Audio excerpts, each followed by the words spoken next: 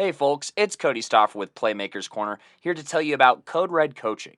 Competing in athletics means you've lifted the weights, you've watched film, and you've got the passion. Problem is, that's what everyone else in the state has done. Perfect your game by honing in on your mental performance with Codered Coaching. Whether you are a team or an individual, Codered Coaching has the tools to create mentally solid habits and set up you or your team for success.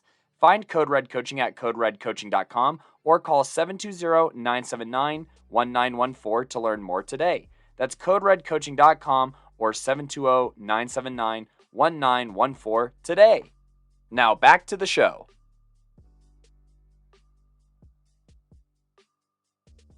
What's good, y'all? Welcome back to the Playmaker's Corner podcast. I'm one of your co-hosts for today, Simon Villanos.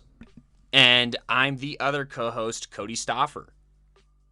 And we're back at it with another top 5 seniors player list here. Today we're going to do safeties. So, if these players mostly played safety their senior year, that's what we're going to classify them as. Or they're a player that we feel like will play safety on the next level primarily, or at least there's a good chance they do. If they line up like straight ahead against a receiver or whatever, they are a corner in our eyes. And there's some honorable mentions that we'll go over. So if there's someone that you feel like is missing, we'll probably mention them there. If not, you could always request them by going to our link tree and doing all of that great stuff. So there you go. But let's go ahead and talk about the process with these evaluations here. So it's pretty simple. The player with the highest grade is our highest rated player. We have a system here where we have 10 different categories for safety. We have man coverage ability, zone coverage ability, top end speed, agility / hip fluidity there, hip power, pass, contest, consistency, ball skills, height frame, block, shedding ability, and run defend ability. For each of those categories, we'll give these athletes a grade 1 through 10. 1 through 3 means that grade needs some improvement, should be a priority for the player to work on because it could affect playing time either on this level, as in the high school level or the next level. Because it is a top 5 players list, there's really no player that's really in those categories, but just throwing it out there. 4 through 6, or I guess 4 through 7, is about average. This skill is just average. It's not great, but it's not horrible either. So it sustains for now. But on the next level, it's definitely something they should improve on. 7 through 8 here is about above average to good. There's a reason why they're a starter, and this skill is one of those reasons why. Think 2-star to low 3-star level. With that, obviously, the closer to a 7 a player is in that category, the closer to a 2-star or maybe, unrated player they are. And then the closer to an 8, they're closer to a 3-star, maybe low 2-star type of guy. Then we got 8 through 9. That's good to great here. This skill, if given this grade, is comparable to a 3-star or 4-star talent here. 8.5 is kind of that midway point. Anything above an 8.5 is closer to a 4-star. So there you go. They're very consistent at this, and this skill will probably translate in some way to the next level. Then we got 9 through 10. That is 4-star, 5-star territory. Very good to elite. This is one of the things that really makes this player elite in a next level type of guy or athlete here. And, somebody that could actually get some pretty good playing time on the next level because of that skill specifically, if we give them that rating. So, boom, there you go. We add up all of those grades here because, like I said, there's 10 categories, and they'll get a grade 1 through 10 in each of those. And so we'll add it up, and then the final score is their rating. Myself and Cody, we both grade just slightly differently. You'll see that. But we'll have a PMC grade, which is basically our average, which is how we go about these rankings. And so whether you're ranked at 1, 2, 3, 4, 5, it's basically the average of myself and Cody's rating, how we see fit. Ooh, okay, so I don't think I'm missing anything. Cody, real quick, is there anything you want to add on to that intro there? Not really. I think that these prospects are going to speak for themselves as we read out their grades and whatnot. And, I'm just very excited to talk about this very talented and deep safety class. I think that talent-wise, this safety class is a lot closer to the one that we saw the first year that we did this compared to last year. Well, last year's class was pretty good. I mean, we had Costanzo. We also had, well, we didn't have him there because he got hurt, but Grant Page would have been a part of it.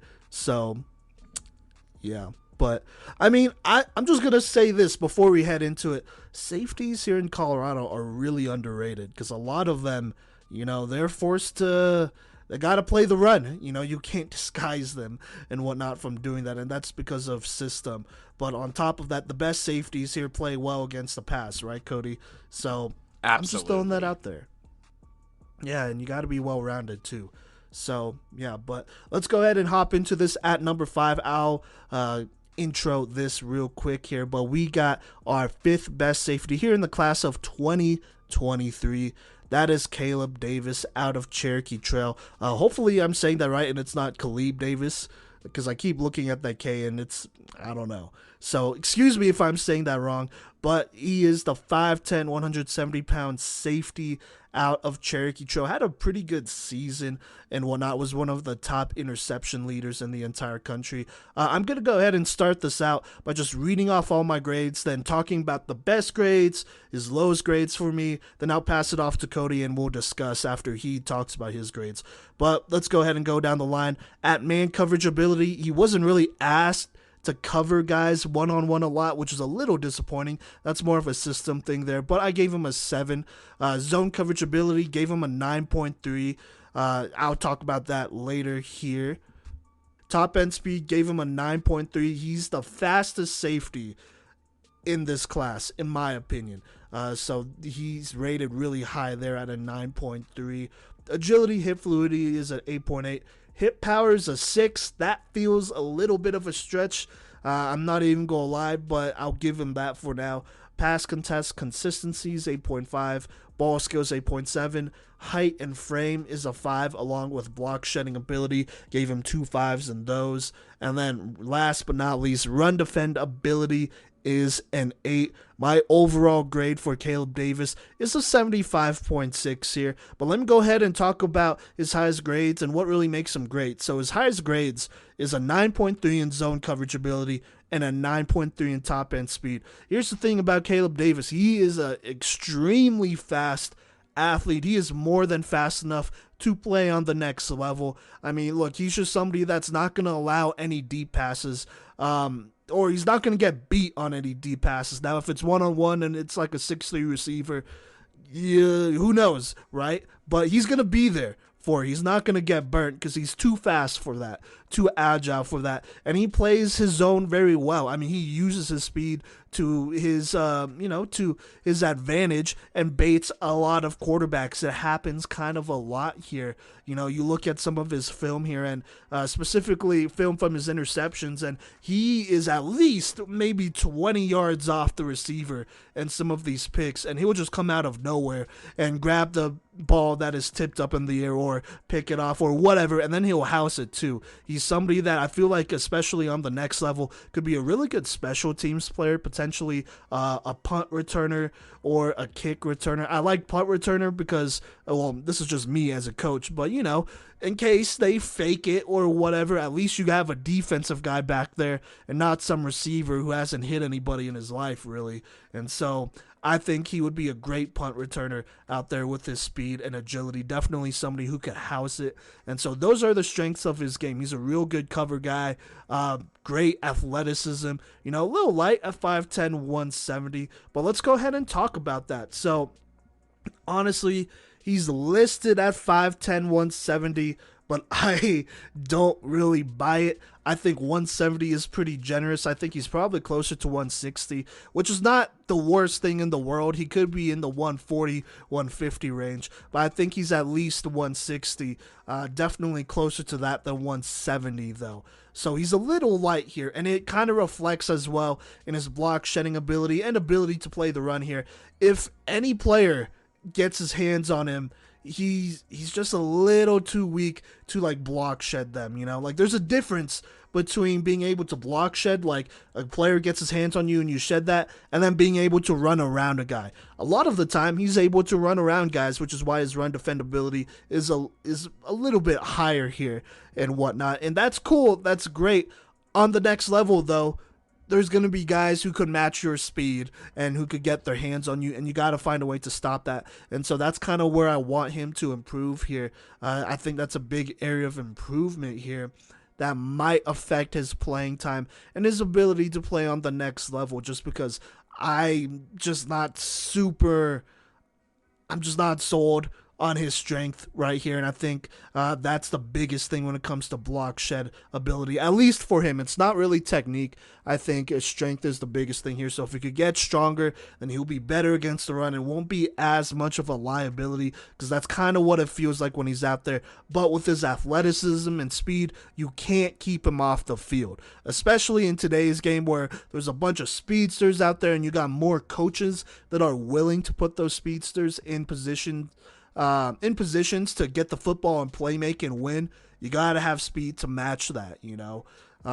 So there you go. I think he's too fast to keep off the field, but that's definitely a little bit of a concern. And that's why those are his two lowest grades here. And that's kind of something that separates him from everyone else. Obviously, his speed separates him from everyone else on this list, but I think the lack of strength and power and ability to really block shed is going to be an issue on the next level. And either you got to disguise that as a coach, or Caleb, I mean, he has to work with what he got. And just take really, really good angles all the time.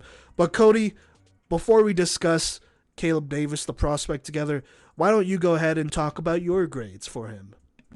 Yeah, I'd love to do that. And so with Caleb Davis, you're going to find a lot of our things overlap here. I do have the man coverage ability as one of his lower rated categories, but still rated at a 7.7, and that's mainly based off of potential, I would say.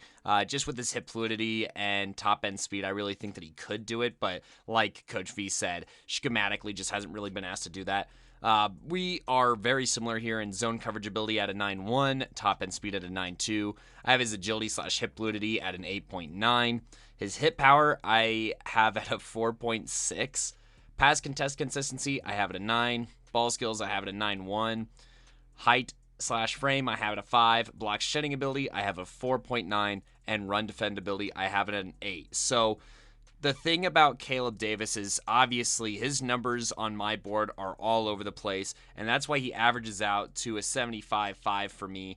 And like a solid 2-star guy, like Coach V said, look, he may be the most athletic guy, at least pound for pound, is one of the more athletic guys on this list, if not the state of Colorado. With his speed, with his zone coverage ability, he's able to, shift very quickly to the direction that he needs to go, break up some passes. And then, his ball skills, one thing that really stuck out to me is when he high pointed a ball that, was targeted for a wide receiver that was definitely taller than him. I want to say the receiver's probably closer to like 6'1" than 5'10" for sure. And Caleb Davis just goes right up there. And I mean, the wide receiver, maybe not the toughest guy to make this play on per se, but Caleb Davis still shows the ability to climb that ladder and high point that ball. I think that is really key. And, he reads where the ball is going to go, and he reads quarterback's eyes very, very well.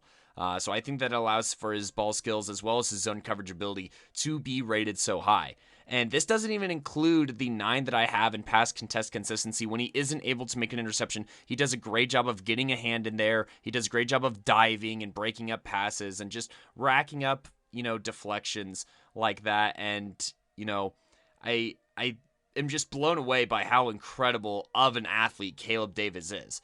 But that smaller frame, under 170 pounds, he is just a liability if somebody gets their hands on him. Now, you will notice, and it may seem a little backwards, but I promise it makes sense, his run defendability is at an 8 because he takes great angles to meet ball carriers, not only at the line of scrimmage, but even behind the line of scrimmage. He had 5 tackles for loss this season, and you don't do that without taking great angles, and his tackle volume is extremely high. So he's a solid tackler.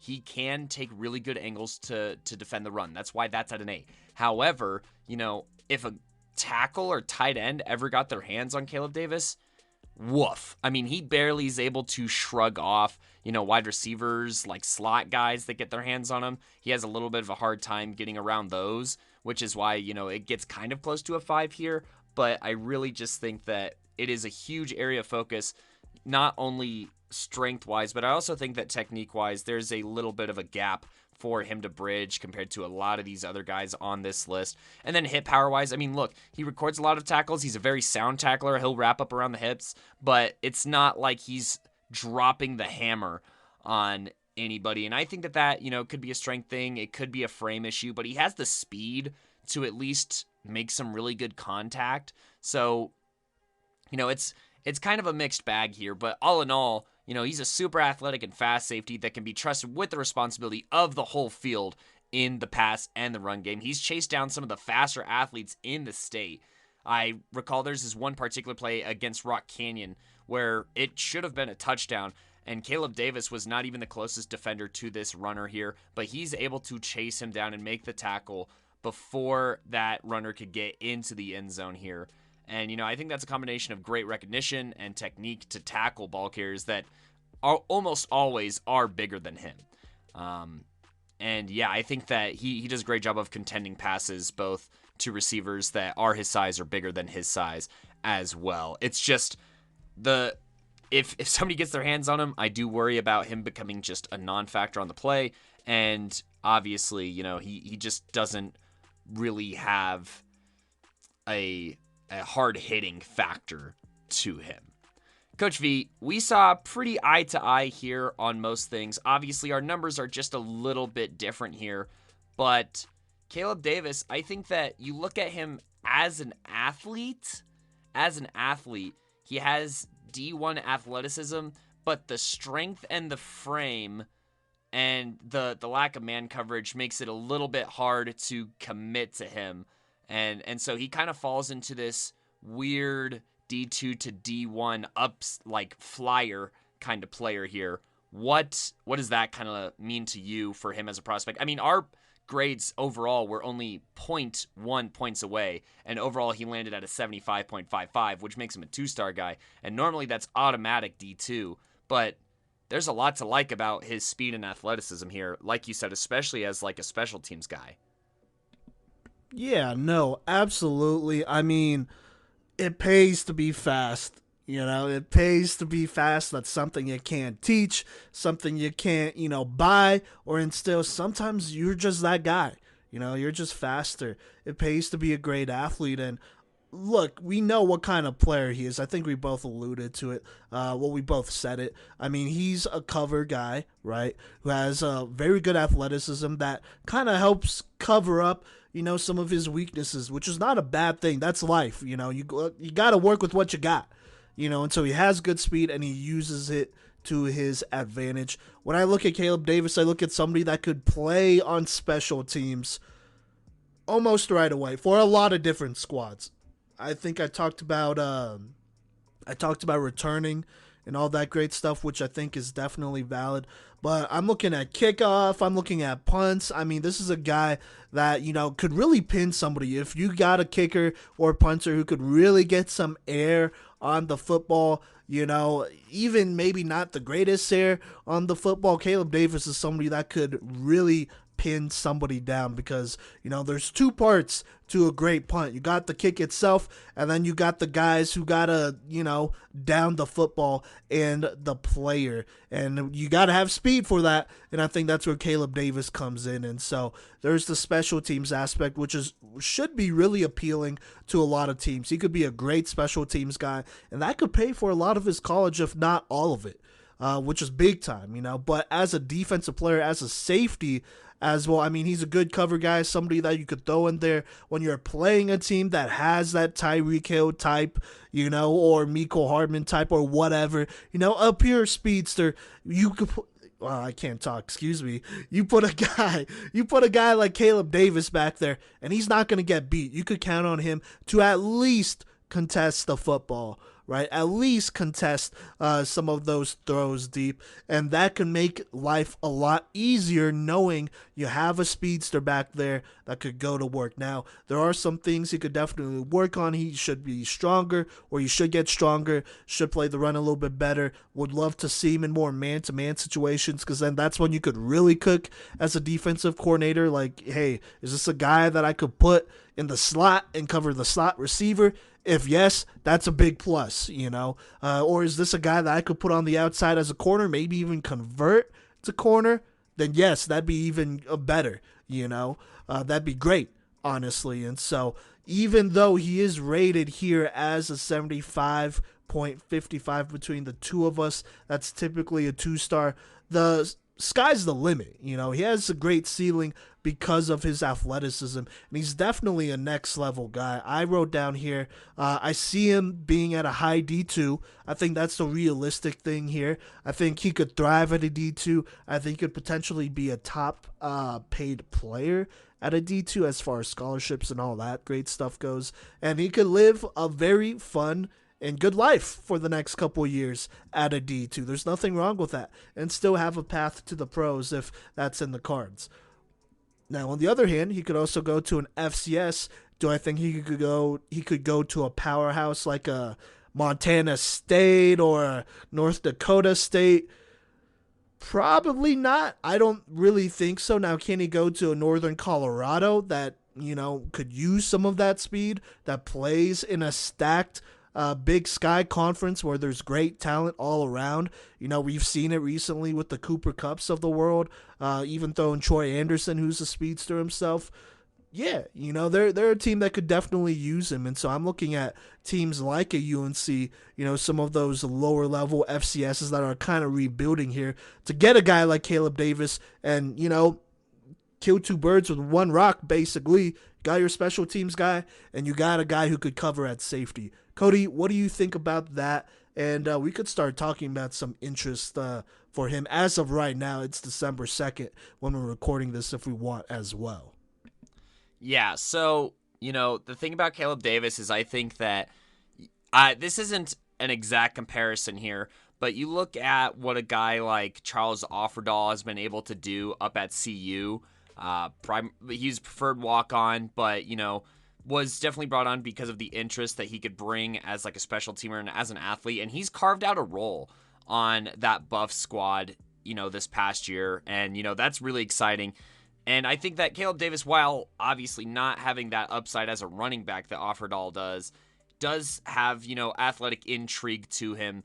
And, I think as well, if you look at his upside on like a D1 program, I think that he'd be a very, very solid quarter kind of secondary safety 3 kind of guy where you can roll him back, or maybe, if you could coach him up on that man coverage, he could be that, that cornerback 4/safety 3 kind of role on a team and just be very, very special in those, it's a pass situation, somebody where you can sub him in and he's not somebody who has to warm up. He can get a pick 6 for you on his first play from scrimmage.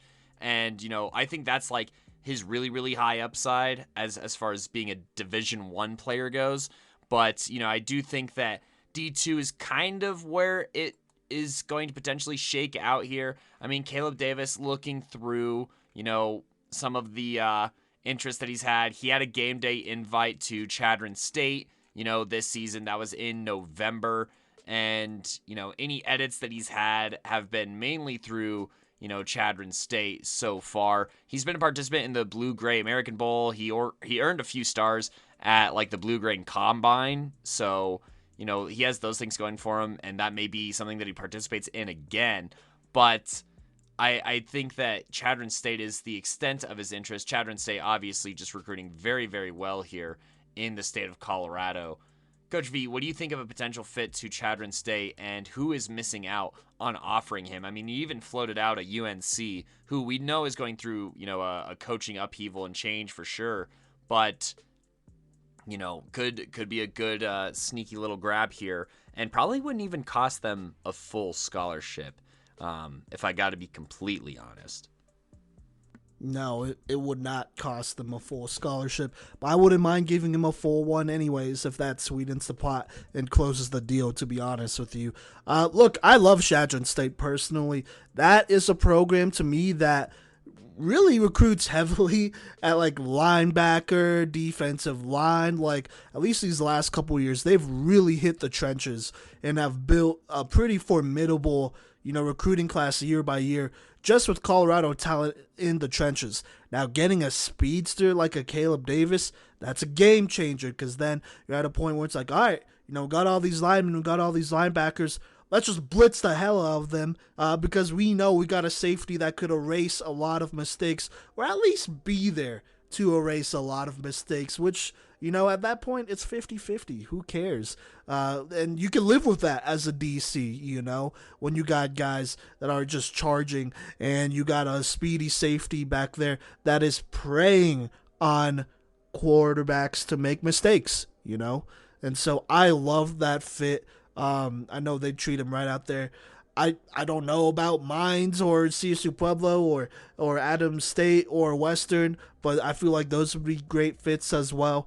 Personally, if I'm a UNC, I look at this guy and I'm like, hey, what's the most amount of money or best situation that we could offer him, that would at least compete with the D2 sounds, at least just as good at being one of those higher paid guys at a D2. If I'm UNC, I at least look into that, try to get a little crafty here, picking up an extra guy. Because like I said, the athleticism and the speed speaks for itself, and that's lethal. That's definitely lethal, and there are packages you could put him in and be very happy with how he plays with that. So, yeah, I mean, it's a shame he doesn't have more, but he's a little smaller, so I kind of get it. It was also kind of a down year for Cherokee Trail as well. And we've been knew that this safeties or this secondary of Cherokee Trail has produced some studs over these past few years, and they continually get under recruited as well. So I'm not entirely surprised, but it is a bummer nonetheless. Yeah, no, absolutely. Absolutely. They always have a couple guys over there. And so it's tough. I understand though why some programs might not have found him yet and whatnot, especially Colorado programs, because it feels like there's no stable programs in the state right now. So recruiting as is tough. Though you're at a school that's not having the most successful season and this and that, and you see some of the box scores, it's not looking great, sometimes. And so it is what it is, but I'm a firm believer that Caleb Davis is a next level player and can contribute a lot to a team as soon as his freshman year, to be honest with you. Now, if I'm a coach, would I play him his freshman year right away? Unless I'm desperate? No. I would for sure redshirt him, but after that, I think he could get some serious burn and be a multi-year starter and whatnot. Depends the role, multi-year starter on special teams, defense, be a rotational guy. Like I said, it depends the role and the program. Is that fair to say, Kodey? Yeah, no, I agree with all those takes, and yeah, I think that the future is very bright for whichever program picks up Caleb Davis here. So yeah, but Sweet. you have anything else to add on about Davis, or can we talk about this next guy here, our number 4 safety? Go ahead. Let's keep it going here. Yeah, let's get the ball rolling. And this number 4 safety is out of Valor Christian High School, which by the time we're recording this will have played in the state championship game. But here's still a best of luck from the past to Trey Stott out of Valor Christian High School, who has been asked to do a lot more for this Eagles team since last year, and he has stepped up to the plate and has performed very, very well. Look, the thing about Stott, let's go ahead and just go through these categories here. Man coverage ability, I have at a 7.3. Then zone coverage ability, I have an 8.8. Top end speed, 8.9. Agility/hip fluidity, 8.9. Hit power, a 7.8. Pass contest consistency, 7.8. Ball skills, 8.1. Height/frame, he's 5'11", 195, I want to say, basically. So like an 8.1 there. Block shedding ability, a 7. And run defendability, a 7.5. all in all, that adds up to an 80.2. So just a fringe 3-star guy. And let's go ahead and talk about some of the things that he does really, really well. I kind of list them all in a row here. Zone coverage ability, top end speed, agility / hip fluidity. Look, he's a very solid athlete. He covers the field very, very well. And, he does have a little bit of a luxury of playing with some talent in front of him. However, he is a fantastic last line of defense for this Valor squad here. And, when I watched the Regis versus Valor game at the beginning of the year, he was making a lot of tackles in that game. As, a lot of this Valor team was kind of trying to find their footing and they were adjusting to a new coach and whatnot there. He was flying all over the field. It was one of his higher tackle games, I would say. And, anytime that they were passing it, they couldn't really afford to pass his way. And he even notched an interception in that game, which I think was, a good reflection of what his agility would look like for the season heading forward. He did, turn to follow a route one way, then he went to follow another route that came through his zone another way, and then eventually made the interception and had a nice return that put Valor into the red zone here. So, very, very solid agility. His hips move very, very nice, and, he has solid ball skills as well. I have his ball skills at an 8.1, but he's made a handful of interceptions this year. And he was even asked to do a little bit more on the offensive side, getting a couple of, targets thrown his way as a receiver. He got a lot more handoffs. So even with his workload increasing on the other side of the ball, he was still successful and improved basically all of his numbers from his junior year to his senior year on this defense. Now, some things that I wish he either got more opportunities to do or maybe could improve on as well is, block shedding ability first and foremost. He does not have a bag or a move or like really strong hands or like to stiffen up a blocker and create that space, create that distance, and then be able to make a move and get there one way or another. His best, his pro in the run game is just meeting the ball carrier in open field, which does take a lot of time and discipline. But, his run defendability on top of that, I have rated at a 7.5 because he's just not, I just don't feel like he's aggressive enough. And he's not filling lanes the same way that a lot of these guys are, or, making plays in the backfield, which I understand is not like, that's more what the linebackers are supposed to do. But all of these guys have a really, really solid ability, even 3-star ability to do that. And I just didn't quite see that from Trey Stott. So I think I'd like to see him be a little bit more aggressive. And then last but not least, the man coverage ability. Look, I think that he has the tools to do it. That's why he still has a 7.3 in man coverage. And there are glimpses of man coverage. But, I think that he can get a little too carried away trying to look at the quarterback like he would in zone rather than looking at his guy. And so I think that's one area that he could use some improvement here.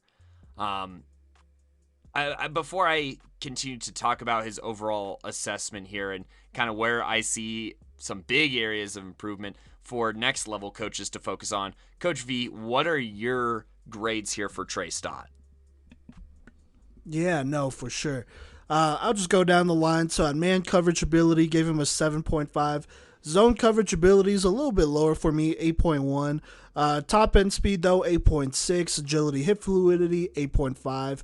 Hip power is a 7. Pass contest consistency is an 8.5. Ball skills is an 8.5. Height and frame, 8.5. I mean, he's a solid 5'11", 190. I could see him even being able to play at the same high level at 200 pounds, and so that has a lot more potential there than the 8.5 I gave him. But, it is what it is. Block shedding ability, 7, and then run defendability, 8.5. My grade for him is an 80.7. I think he's a 3-star for sure here. Let me talk about his highest grades here.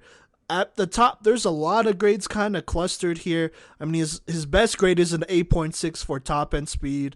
Right behind that, I gave him a run defendability of an 8.5, and then there's just like a bunch of other things here at 8.5. Height and frame, like I said, ball skills, pass contest consistency, agility, hip fluidity here. I think the thing I really want to hammer home with Trey Stott is that he is very good, very solid at a lot of things. In coverage, he's not going to make a lot of bad mistakes. I really didn't see him make any mistakes this season, to be honest with you, so I could give him a little bit more credit there. Against the run, he's not going to allow big plays, period. Now is he going to get a bunch of tackles for loss and whatnot? Probably not, but also I'm not really mad at that. Look, as your job as a safety, you're the last line of defense, so honestly, I'm okay with him being safer than sorry, because the last thing I would want is for him to bite really hard on a play and then get plowed by a pulling guard and whatnot because he wasn't patient enough to see it. I think his patience is something that is really underrated and whatnot, even I would say both in the pass and run game. I think he just sees a lot of things very well and he won't quite jump the gun. Altogether, I think he's a great safety, very good safety for Valor. Look, Valor has went through a lot the last couple years, especially this transitional season here.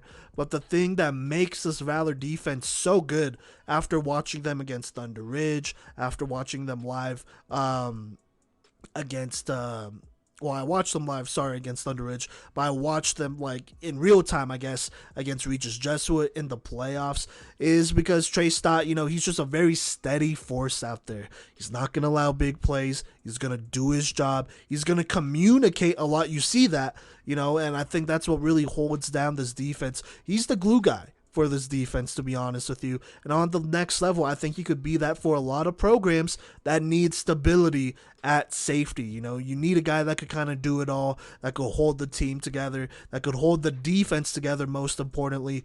That's what you're getting with Trey Stott here. He does a lot of those things very, very well here, at least at the 3-star level. I think he's very comparable to a lot of 3-star guys. I mean, I've looked at guys from Texas here at safety and whatnot, and I think he's pretty comparable to a lot of those 3-star guys for sure. I don't really have any doubts there. Also, I just want to shout him out as an athlete. He was asked to do a lot on offense. There were times that I'm going to say that he looked like the best running back on the field. And that's with a Sawchuk and a Kreckler and all these other great athletes out there too. He looked like the best running back for Valor Christian a lot of times throughout the season, including in that Regis Jesuit game, in that Thunder Ridge game. I felt like he was that dude. And so I'm going to throw that out there and come back to that point later here. I mean, he's just a very good athlete, very steady athlete that does a lot of the things right. Now, some of the lower grades, I did give him block shedding ability. Is he going to get plowed and just ran over all the time? No, he's not. I think he's strong enough, fast enough to be able to do a decent job, get a decent push here. Now, is he going to be super fast coming off a block, and all that, and just being able to have a whole bag and all that great stuff? Not really. I think that's something he could definitely improve on, hand speed and precisiveness with his hands as well. When he gets engaged and whatnot, I'd like to see him block shed a little bit more. As he gets stronger and faster, I think that's going to come naturally, so I'm not really tripping over it, but it's just something I've noticed. And then that hit power, I kind of felt like he was a harder hitter maybe last year, or maybe I'm just tripping. But I'd like for him to get stronger is where I'm at. A little bit more explosive here. I mean, he's a good tackler and whatnot. I'll give him that. But, I mean, it's not like jaw jarring. He's not going to break someone's jaw. At least I wouldn't think so. Maybe he gets the right angle and he could do it, but it's just not quite there. I want a little bit more. But like I said, he's asked to do a lot. So, would you rather get the big hit or would you rather get the tackle for no gain? Give me the tackle for no gain if I'm the DC. I don't care, honestly, how hard you hit him if it's a 4th down situation and you got to stop him in one-on-one. I would care about you stopping him before he crosses that line. So there you go. That's what it comes down to, honestly. That's what it comes down to. Can you make big plays in big-time situations? Yes and yes. Is it going to look the prettiest? Is it going to look the nastiest? Is it going to make a highlight reel? Probably not, But he's a very solid safety. He's a very solid athlete, and he does a lot of those things here. I just feel like, there's not a lot. There are usually athletes and players where in their game, there's like a specific skill or something about him that just really stands out. Like, man, if you just look at just this skill with this player, he's elite. With Trey Stott, he's really good at a lot of things, and I think that's the thing that makes him a high level player, being good at a lot of things. Now, would I call him elite at hitting? No. Would I call him elite at coverage? Probably not. I would say very good though. I mean, he's gonna be like he's not gonna bait too many quarterbacks. I feel like that's something he could do a little bit more, but maybe he just knows himself, and so he knows that he doesn't quite have the athleticism to do it, which I'm not mad at. Make the play, make the right football play, and whatnot, and so just a lot of things where it just doesn't quite stand out, but he's very good at it, and because of his overall just, I guess, playing a whole game of football and being good at that, that's what makes him a very good safety in my eyes. Is that fair to say, Kodey? It's kind of hard to explain. I'm not trying to slander him. I swear to God. I'm No, really I not. think I'm just trying to express how I view him as a prospect here. I think that the best word to describe Trey Stott is solid. I think that he's a solid prospect. He does a lot of things very, very solid, very good. It's not necessarily flashy, but it's not bad, which is fine. If you need a cover 2 safety to come in and shore up your secondary, Trey Stott could be that guy. Even on day 1, potentially, depending on your program and depending on how your other recruits look, he could be that guy to step in for you and play sound football, which is all that you need sometimes to literally turn around an entire defense. It's just that one guy who does his job on every single play. And Trey Stott is exactly that guy. And I also think that, his defensive ceiling has been capped, I think, by the work that he's put on the offensive side of the ball. However, it's opened up other opportunities and, viewpoints for recruits. I think that if you're a program, you look at Trey Stott as a guy who could be, potentially a return specialist. He is somebody that you could probably also recruit as, like a change of pace back who could also catch and be rolled out to the slot in a versatile way like that. Like, he could be a solid running back as well. So I think that, overall, you just get somebody who I think is going to do whatever you ask, which, looking for coachable players, I'd say that Trey Stott is one of the most coachable players in this state. With everything that he's been asked to do and everything that he has taken a step forward. And, him being able to do that through different systems these past 2 years and make the adaptations necessary and still end up being a captain for this Valor squad, I think that speaks volumes to the impact that he can have on the football field. And, the scary part is that he is still, I think, far from his full potential because he plays standing straight up, like, all the time, which, hurts your agility, it hurts your hit power. And so if he plays with a lower pad level, I seriously think that he could move a lot of these categories up even a full point, which doesn't sound as good as it is, but you're talking about like a 5-point overall swing if he just plays at a lower pad level. And it's just something that probably just has to be pointed out to him. And he can take the time in the offseason to address that before his next destination, his next stop. And if he is somebody that needs to play a little bit more aggressive in the run game, I do think that that's within his capabilities. He had more tackles for loss as a junior, so I do think that, if he is tasked with it or if he is asked to do it, he will do it. And so he's somebody who, whatever you need, he's going to deliver that for you. And I think that has obviously garnered some interest here, if you don't mind me talking about some of the offers that he has as well as just some of the looks he's gotten so far. Yeah, let's go ahead and get to it. So who has offered? What is the interest? I mean, he's been to state like the last couple of years, so eyes have been on him for sure. I don't think there's any excuses there when it comes to exposure, and it's a Valor Christian brand as well. But let's go ahead and talk about it. What's he got so far as of the day before state? Well, he's a Division I athlete, in case anyone missed that from our grades on him. And so some of the looks that he's gotten, I want to say in the order was I'm not sure if this was his very first offer, but he got an offer to Drake, which is a D1 program. He got an offer to Wheaton, which I'm not sure is D1 or not, but I digress. Also offered to University of Northern Colorado. I'm not sure if that offer still stands with the coaching upheaval, but he also got an offer to Valpo and University of San Diego, and San Diego as well flew him out, and he took a look at their facilities and everything like that, and I don't know, he looked pretty happy on that University of San Diego, trip, as well as with that offer here. So maybe he could be a future USD guy. But, I think that is a pretty solid reflection of where he could end up. However, I do think maybe some more FCS schools, and I'm specifically looking at the Big Sky. I wouldn't be surprised if, this is another player that we kind of get a little bit hurt about going to another Big Sky school where UNC maybe misses here. I think that he is a Big Sky level talent, honestly, looking on that FCS level. Coach V, what do you think of those offers, as well as my assessment that maybe some Big Sky schools should take a closer look at Stott here? Yeah, no, I like a lot of those offers a lot. I had him listed as an FCS D2 guy, but the D2, to me, he's a high D2 guy, for sure.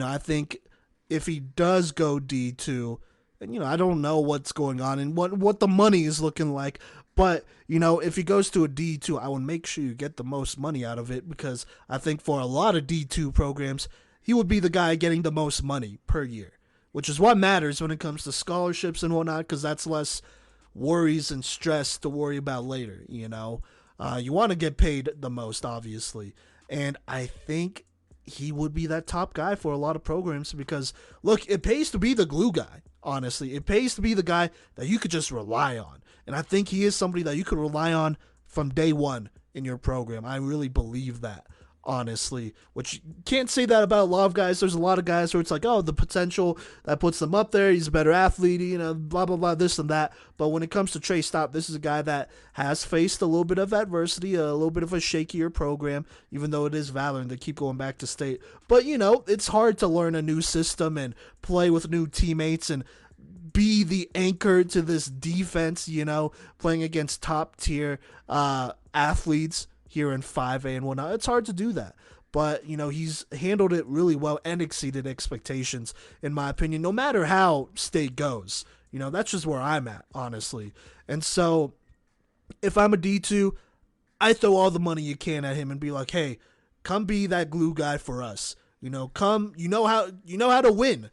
Come be the winner, the tone setter for us here in this program. I think that goes a long way as well, Now, if I'm an FCS, I look at him and I'm like, yeah, this is still a guy that could probably get into the rotation pretty quickly. He won't screw up. He's going to do a lot of the things, a lot of the little things right. Would I make him a full-time starter right away as a freshman? Probably not. Can you start him as a freshman? I think so. I think he's a guy here that might not even need a red shirt, honestly.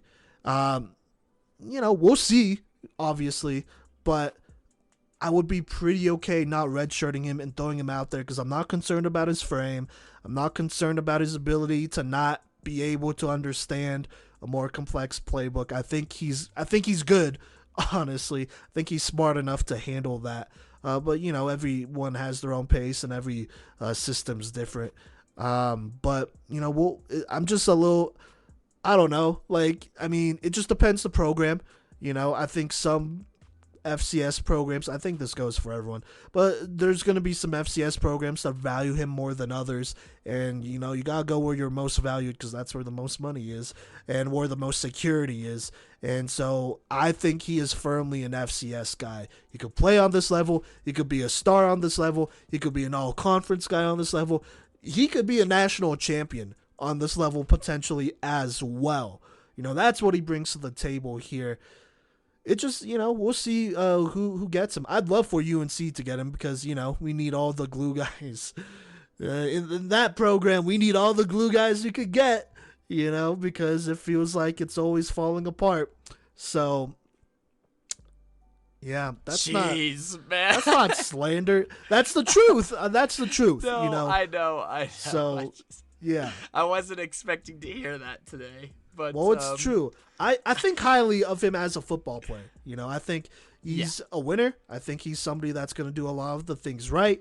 He's not going to screw up right away. And I think because of that, the screw up part sounded like a hit, but it's really not. He's somebody that you could throw in a game and you could rely on him to not make big mistakes. And honestly, that's all that matters. And I think that ceiling alone is really high. That's good. That he's somebody that you could play right away here. So if I'm a UNC, I reaffirm that scholarship. I make sure it's a full ride.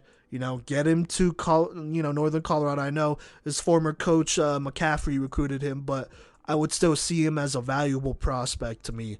And then, if I'm in the Big Sky, I could definitely see him going to an Eastern Washington, maybe even, crack a rotation into Montana State, which is a perennial contender and whatnot. We'll see what happens moving forward. Montana, I think he's a Big Sky, like high-level FCS guy for sure, and I don't have a problem saying that. Yeah, that was a lot of praise for him. Kodey, what do you think about all that? Yeah, no, I agree, and I'm very excited to see what he does on the next level, because he's going to end up on the next level, and he deserves to be on the next level. Trey Stott is like I said, solid recruit. You can do no wrong in offering Trey Stott. I really don't think that you can as a program, and he's gonna help you however he needs to, and he's going to do exactly what you ask of him. Yes. Yeah, I'll leave it at that. But all right. Well, we do have a few more players to talk about. Is that correct? Yeah, we definitely have a lot. By the way, shout out TFG. He ups with TFG, so we gotta shout out our guys here. But the next guy is also a Team Full Gorilla guy here at number 3 in this senior class in Colorado, and he is the only 4A guy on this list. The other guys are 5A guys. Spoiler alert. That's just how it shook out this year. But that is Josh Gerlach, the second junior from Palmer Ridge here. He has been extremely reliable for this team. As we know about Palmer Ridge, they are very good at developing defensive backs, safeties, receivers, skill guys. That's what they do over there. Oh, quarterbacks too. I forgot quarterbacks and linemen as well. And, they got some really underrated linebackers, defensive linemen. They're a good program, and he has been a part of that rise, which is what matters here.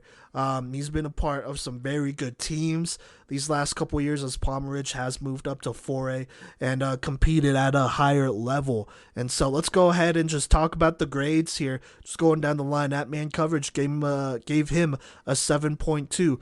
Zone coverage, though, is an 8.8. Top end speed is an 8.5. Agility, hit fluidity is an 8.3. Hit power is a 7.6 here.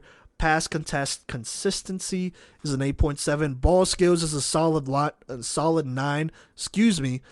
There you go. Height frame is a solid 9. I just realized I didn't say his height and weight, but he's 6'3", 204, 205, in that range, and I believe it. I very much believe it, so there you go. Block shedding ability, 8. Run defend ability is an 8.7. Overall grade is an 83.8. I think he's firmly a 3-star guy here. Let's go ahead and talk about his highest grades. 9 for ball skills, 8.8 for zone coverage ability, and 8.7 for run defend ability here. Let's start with ball skills here. He has some very good hands. Catching from different angles, contested, high pointing it. I've seen it all. And I've got the opportunity to see him work in 7-on-7 as well, and he does a good job. He has pretty soft hands here. I don't worry about his hands at all, which is good. So there you go. And also being kind of a taller safety here, that also means if quarterbacks throw jump balls to receivers, tight ends, whatever, he's big enough to go ahead and not only contest it, but potentially intercept it as well. I've seen him out-muscle some pretty good receivers out here over the years, so I'm pretty confident about that here. Let's talk zone coverage ability. He is very disciplined. He does a good job in zone. I got to watch him live against Vista Ridge here at the end of the season, not in the playoffs. And, he did a really good job. Didn't allow a lot of deep plays. And if you know that Vista Ridge receiving core and obviously the quarterback they have there, they're known for a team to take some big shots downfield, take some big shots, get some big plays, whether it's after the catch or, whatever, or if they just burn you and then they catch it deep. But he did not allow any big plays there, and he even came up and made a lot of plays to stop those after the catch opportunities for Vista Ridge. And so that was a big indicator for me. On top of that, there is a couple plays that really stand out here. I think the best one of him playing really good zone coverage is there was this quarterback and he was rolling all the way out right. Actually, I think it was against a Vista Ridge again, but this time it was in the playoffs. So Dorman, the 4-star quarterback, he was rolling all the way out right here. Gerlach, he followed the receiver that was crossing the field, running that little dig or crossing route, whatever, He almost came out of his zone here. He almost over pursued that guy, but he just slowly drifted back to his mid zone there, and he would end up picking Braden Dorman as he would try to throw across his body to another crosser that was coming across, and that's just good discipline football to me. Love to see that. I definitely love to see that out of him. So there you go. That's why his zone coverage is so high. Run defendability. He is the best run defender, in my opinion, on this list. He's not afraid to go ahead and initiate contact with whoever's blocking, whether it's a receiver, a tight end, fullback. Even I didn't see any linemen, but I'm sure he wouldn't be afraid of linemen out there. But when it comes to blockers, lead blockers coming at him, he is not afraid to go ahead and put his hands in their chest and get a really good push, either knock them backwards or just do a good job just filling the lane and holding down that guy so that even somebody else can make the play. It's not always about you making the play when it comes to evaluating run defendability. Sometimes it's about, how well could you set up your teammates to make the tackle before too much damage is done, before the ball carrier gets too many yards. Sometimes it's about that, and there were a lot of times where he just did such a good job setting that edge, funneling that guy back to his linebackers who are very talented, back to other DBs and whatnot, not letting them get outside and spring loose for a 50-yard gain, really making that running back make a decision. Either am I going to cut it up or am I going to bounce it out? If he bounces it out, then Gerlach is there half the time, and he's a very sound tackler. He does a very good job there. And so really impressed by his run defendability. He's somebody that I feel like could almost play linebacker potentially on the next level if you want to do that. I mean, he'd be more of a pass coverage guy, but his run defendability would be good enough for him to be a linebacker. So that's how I view Josh Gerlach when it comes to defending the run. And I can't stress enough how well he does with it. He makes the right football plays. And like I said, it's not always about you. Sometimes it's about how you set up your teammates and help out your team, which is what matters. So there you go. Now, the last two categories I want to talk about are his lowest rating ones. Man coverage ability, gave him a 7.2. He could do it, but I don't think that's really his strong suit. I do have some concerns about his agility, hip fluidity. There are times it's not as quick as some of the other guys on this list, and that's why it's a little bit lower here. And just in general, I just don't think he's going to be somebody that you could switch over easily to play corner. I would not personally do that. And I think he's just a safety. So there you go.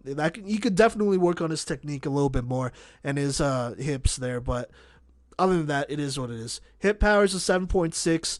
There are definitely times he's able to just lay somebody out, lay down the law, be an enforcer.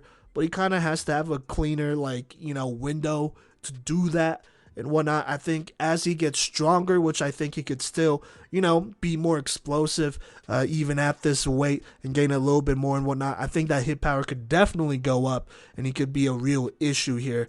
But for now, it's good enough. I think it's definitely good enough. Like a Trey Stott, you don't need to hit somebody hard to stop them on fourth down. You just got to have good form and get low and drive and make sure they don't get across the line they're supposed to. And as long as you do that and make the right football plays, I don't care how hard you hit him, stop him. So there you go. Kodey, what are your grades? And and we'll discuss, what do you think about my evaluation here? Yeah, so we obviously have some overlap here, and I'll kind of go over that with going over my grades real quick here. Man coverage ability, 7.5. Zone coverage ability, 8.7. Top end speed, 7.7. Hit agility / hip fluidity, 7. Hit power, 8.2. Pass contest, I don't know why I almost just said pass coverage. Pass contest consistency, 8.5. Ball skills, 8.6. Height / frame, 9. Block shedding ability, 8.8. And run defendability, 8.8 as well. We got crazy 8s down here, down low to talk about. First and foremost here, I think that he fills lanes very, very well. And honestly, I do think that, watching the Loveland game is where I came around a long way to his block shedding ability. Loveland is a pound the rock, run the ball 40 to 50 times a game kind of football team. And, he was asked not only as a safety to play the run, but he was brought up inside the box at like a more traditional linebacker role or even as an edge rusher kind of role in his film. And I think that he did a splendid job against that Loveland front, not only, making plays in the run game and taking good angles, but also getting past, those Loveland linemen that had themselves a pretty solid season, honestly, and produced one of the best rushing attacks in the state. He was able to routinely beat the tight ends. He was able to routinely beat the fullbacks. He was even a couple times able to get across the face of some linemen as well. And so I think that, that contributes huge to my view and my praise for him on a block shedding ability scale here. And I do think that he is the best run defender in this group of safeties, but don't let that mislead you to thinking that he can't play the pass here. He also has one of the higher ratings as far as zone coverage goes. He does a great job of knowing his spacing, knowing his range here. Obviously at 6'3", you have longer strides and you have a longer wingspan here, so he can play, I'd say almost a bigger zone than a lot of guys because he can make those reaches, he can bat those passes out of, hands while also taking away, he could take away a seam route and still make a play on an in route on the same side of the field. And I just find that really spectacular. I think that, his ball skills here, I have it at 8.6 because not only is he somebody who can make interceptions himself as displayed in his stat line and in his ability to take 2 of them back to the house, but he's somebody else who sets his teammates up by deflecting passes up. He is a tip drill connoisseur here who even set up a Chris Rice pick 6 in a football game as well. So, not only can he make plays on the ball, but he can also set his teammates up to make really good plays on the ball. And that's also with his pass contest consistency. That's why that's at an 8.5, because those things will overlap just a little bit. Granted, ball skills is more, can you make a play on the ball? But, when he's contesting passes, he contests them so routinely because of his range, because of his length, and his, his wingspan as well, that allows him to really do that. And then, I don't want to be hit by him going over the middle, 205 pounds. He forced quite a few drops, over the middle or against receivers where he could really close that distance quick and fast and just level people.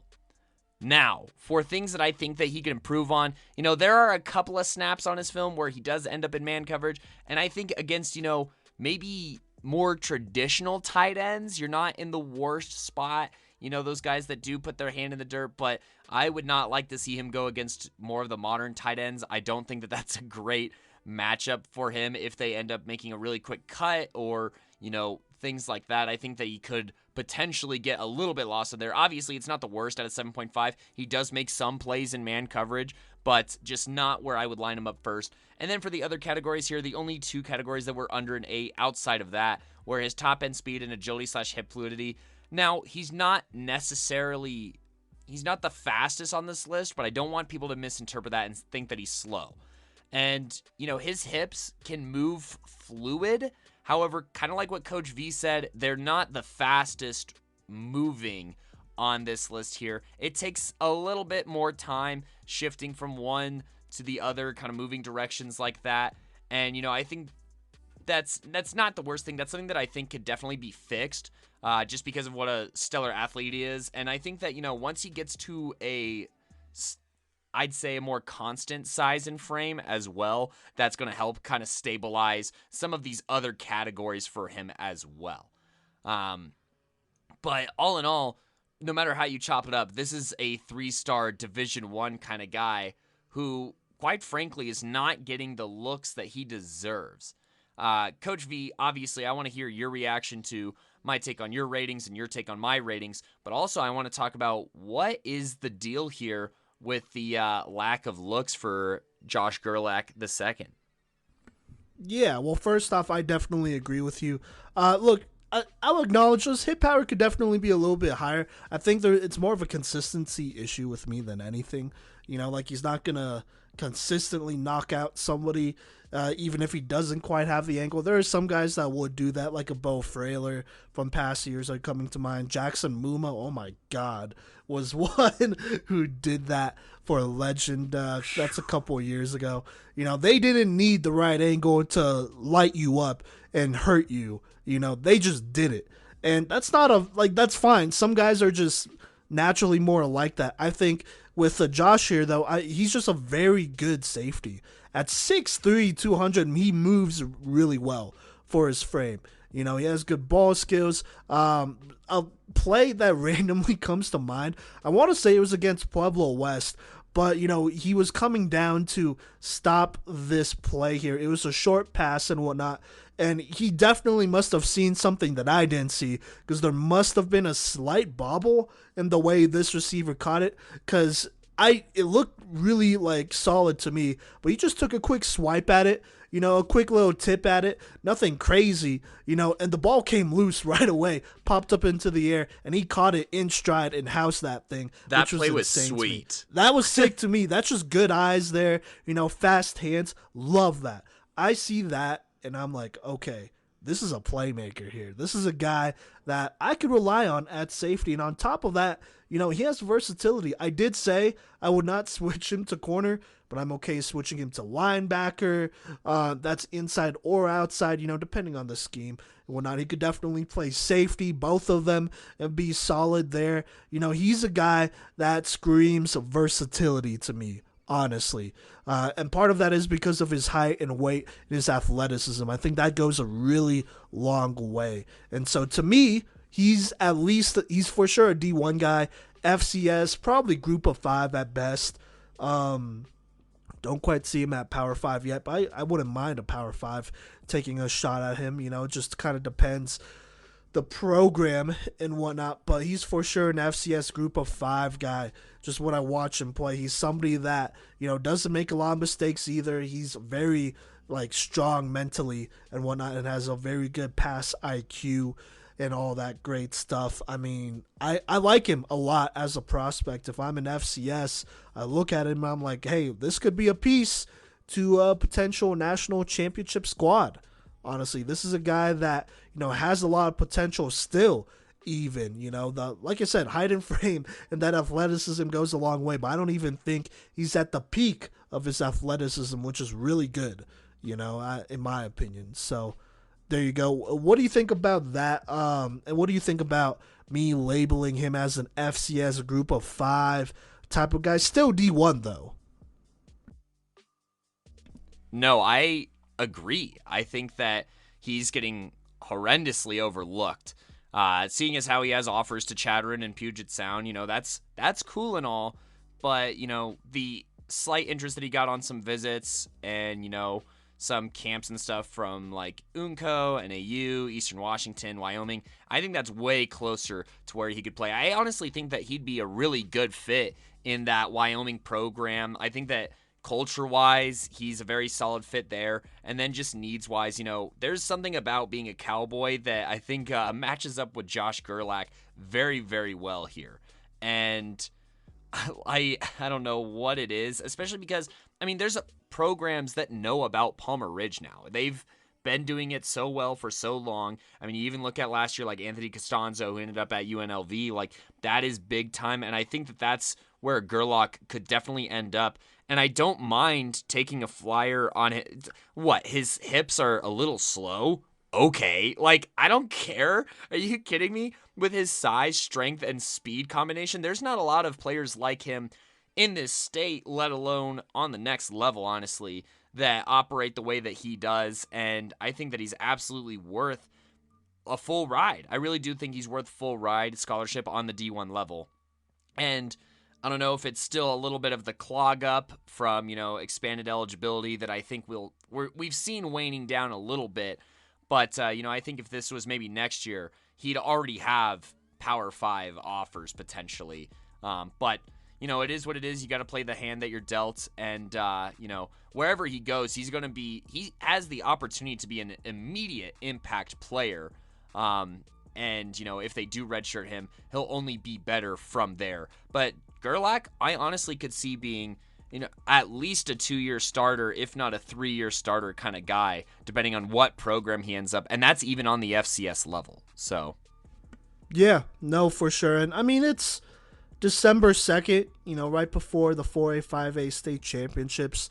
There's plenty of time, hopefully. Well, not plenty, but there's time still, and so we'll see. I think as some of these programs, solidify their coaching vacancies and take care of all that end of the year stuff, there could be a program out there that could swoop in at the last second and give him a full ride. Regardless, when I look at Josh Gerlach here, I don't look at somebody who should have to pay for their education. I look at somebody who shouldn't have to pay for college at all, because that's how talented he is. It doesn't matter the level. As long as he doesn't pay for it, I think he's in a very good spot, and so I wouldn't be surprised if a UNC came in at the last second, and really tried to lock down this deal. I could definitely see that. I know NAU was one that really was like going after him. Wyoming was one that was really going after him. Then it kind of died down. We'll see. Who knows? There's time. As long as there's time before signing day and whatnot, that's honestly what matters. And I would be surprised if he doesn't go picked up. Now, let's just say, worst case scenario, you got to go to a JUCO. I think he's an instant starter for a lot of JUCOs. And even top tier JUCOs. We've had some JUCOs hit up the podcast throughout the season and whatnot. And so that's definitely a route he could go, and then he could eventually, earn his way at a D1. That would at least be the most affordable route, because I think he's too talented to not have a lot of his college paid for. I'm just going to keep saying that. Because he is for sure a D1 guy. He does too much good stuff here, and is too versatile not to be. Right, Kodey? Agreed. Boom. Well, there you go. Great safety out of Palmer Ridge. He's a big reason why Palmer Ridge, like I said, has become more of a known program here in Colorado. And I think, looking back at these years, at these last 4 years that he has spent at Palmer Ridge, people are going to be like, hey, he was a big part of that. He was a big part of that transition from 3A to 4A, continuing that greatness out there. And so it's going to hold some meaning here when we look back at it from a historical standpoint. I'm just going to say that right now, because there's not like there's a million great programs down south. I'm just going to be real. But Kodey, this next player is not from a program down south. Do you want to talk about our number 2 player here? Yes, I do. Talking about Jason Tommy out of Ralston Valley here, who had a really solid season, both as a program and as a player here. And, we got another guy who's definitely going to be picking up more interest here as, this month goes on and whatnot. But Tommy here, look, we were first put onto him at TFG tryouts, where he really just made his presence felt in the pass defend game and just looked so natural and smooth and instinctive out there. And, it's one thing to do that in a 7-on-7 setting.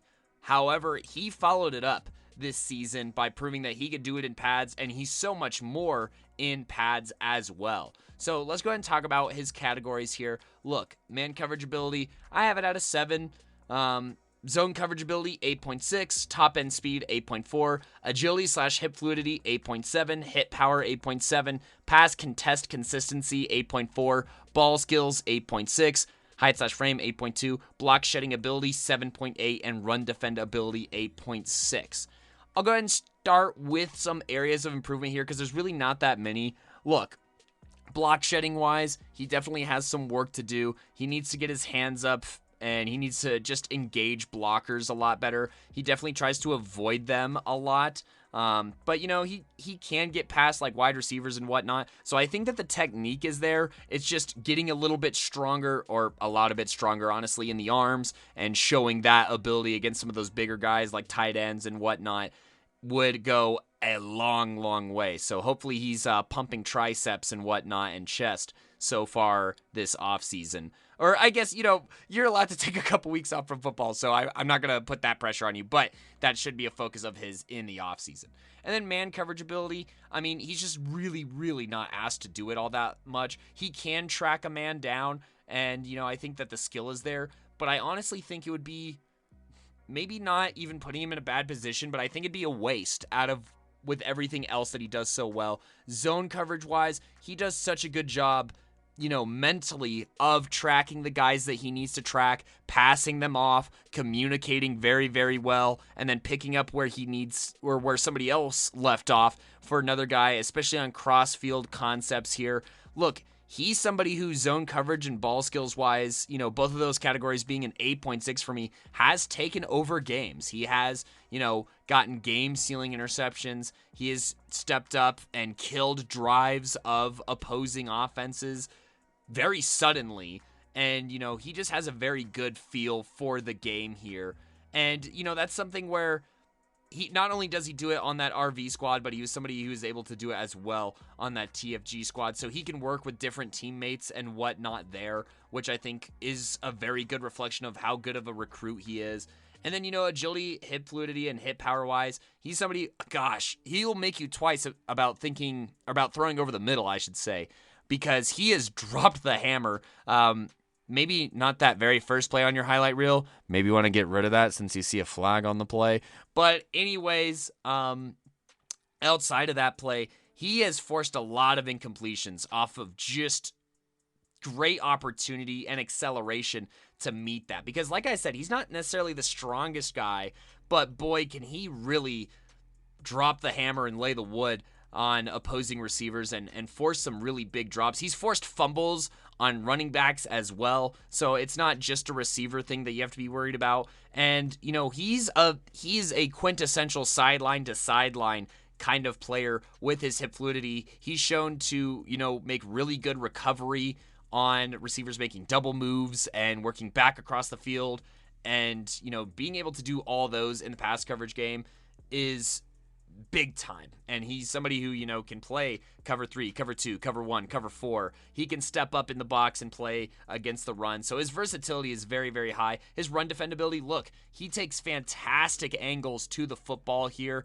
He fills lanes, he gets plays in the backfield, and that's why his run defend is at an 8.6. And he's somebody who did a lot of linebacker things from the safety position, and I think that speaks to his speed as well, that I have rated at an 8.4, that he's able to come up and make a lot of those plays at, the rate that a linebacker normally would from their position 6-7 yards ahead of him. So, that's a good encapsulation, I think, of Tommy, and he just does a lot of things very, very well. I mean, he's knocking on the door of 4-star traits in a handful of these categories, and, with a little bit more strength and filling out his frame even, I'd say, I think that, he could be a very dangerous next level guy. Coach V, let's hear your grades and then discuss. Yeah, so like I said, shout out Team Full Gorilla. Shout out Coach Thomas as well. We've been to a couple of Coach Thomas workouts, which he holds on Sundays during the regular season. Not anymore, obviously, but during the regular season. And we've seen him work out, which is where some of these grades also come from. And like you mentioned, at those tryouts as well was where we really got put on to him because he impressed. I mean, he is somebody that is just a pure playmaker. Like, he's going to stand out right away in any situation, in any football situation. And so just going to throw that out there before we go into grades here. But let's go ahead and go down the line here. Man coverage ability, gave him an 8. Zone coverage ability, 9.2. Top end speed, 8.8. Agility, hip fluidity, 8.8. Hip power, solid 8.5. Pass contest consistency, 9. Along with his ball skills, which is also a 9. Height frame, 8.7. Block shedding ability, 6. Run defendability, though, 8.4 for a grade of 84.4. He's somebody that I for sure think is a 3-star, borderline even 4-star, potentially here at 6'1", 180. But let's talk about his highest grades here. Zone coverage ability gave him a 9.2, and then pass contest consistency and ball skills are both 9s here. He's very good in coverage, period. I'm just going to say that. Did get to see a little bit of man coverage and whatnot, mostly through 7s, and he did a good job. He holds up really well. Now, would I consistently put him in that position? Probably not.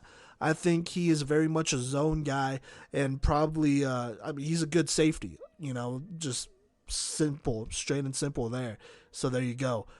In zone, he does a good job looking at the quarterback size, being aware of the coverages, the coverage that he's in, and then the concepts that are being ran, very high IQ there, which is why he's at a 9.2 right now in zone coverage. I think a lot of that, in my opinion, is IQ. So there you go.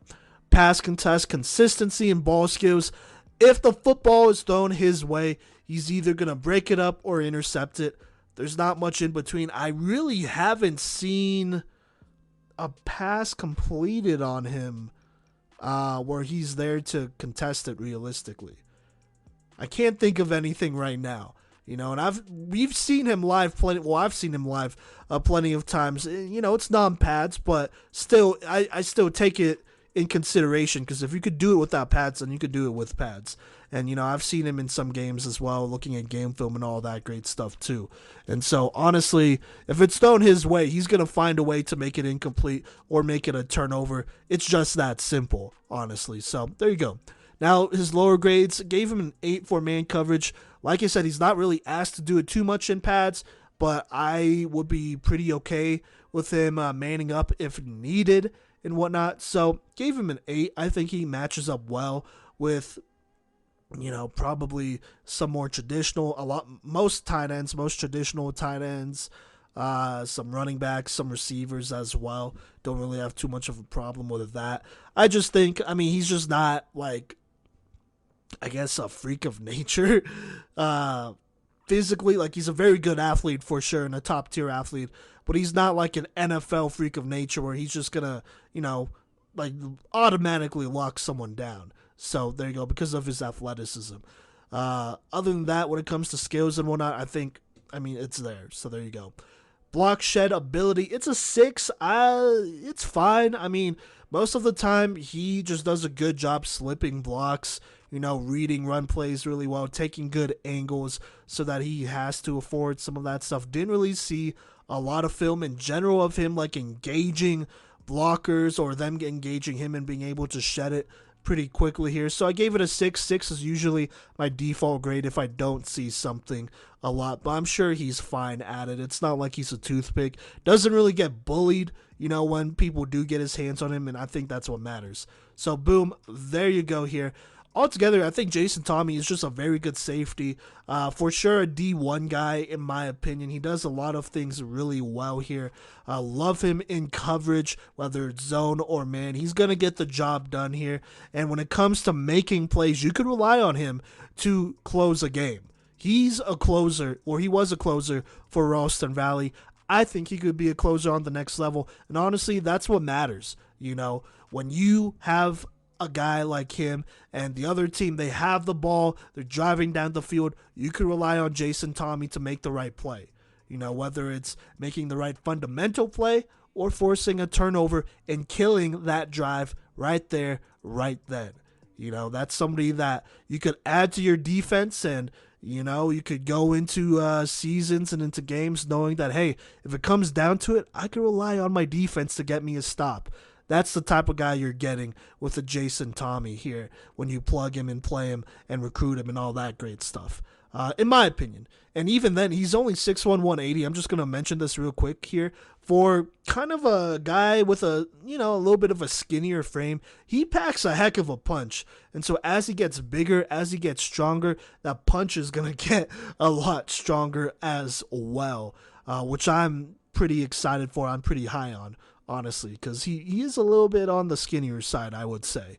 Is that fair to say, Cody? Is what all I said fair to say here? Yeah, no, I think that we saw eye to eye on the majority of things here. Our grades kind of reflect that, and our overall grade kind of reflects that. Between my 83, your 84.4, that adds up to 83.7.